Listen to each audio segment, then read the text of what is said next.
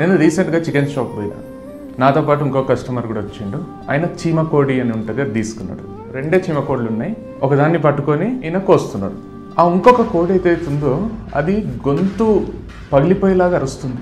అంటే అంతకంటే గట్టిగా ఒక కోడి అరవడం నేను ఇంతవరకు చూడలేదు. అది మొత్తం అంతటా వెతుకుతుంది, అక్కడిక్కడ తిరుగుతుంది. అంతవరకు దాంతో పాటే ఉన్న ఇంకొక కోడి ఇప్పుడు లేదు, అండ్ అది దాన్ని విపరీతంగా మిస్ అవుతుంది. సో దాని అరుపులు వింటుంటే అంతకంటే నరకం ఇంకోటి ఉంటుందా అనిపించింది. అండ్ దీనివల్ల నాకు ఒకటి అర్థమైంది, ఎందుకు మనుషులు కూడా ఒకరిని మిస్ అవ్వడం అంత లోన్లీ ఫీల్ అవుతారు, అంత నరకంగా అనిపిస్తుంది. అంటే ఎవరన్నా నిన్ను నమ్మించి మోసం చేసి వెళ్ళిపోవడమో, చచ్చిపోవడమో, అప్పటి వరకు నువ్వు అన్నీ వాళ్ళతో పంచుకుని ఉంటావు, ప్రతి విషయం వాళ్ళతోనే డిస్కస్ చేసి ఉంటావు, పొద్దున్న లేస్తే వాళ్ళకే మెసేజ్ చేసి ఉంటావు, వాళ్ళ కాల్ కోసమే వెయిట్ చేసి ఉంటావు, నీ లైఫ్లో జరిగినవన్నీ వాళ్ళతోనే పంచుకుని ఉంటావు, రేపు పొద్దున ఫ్యూచర్ ఇట్లుండాలని కోరుకుని ఉంటావు.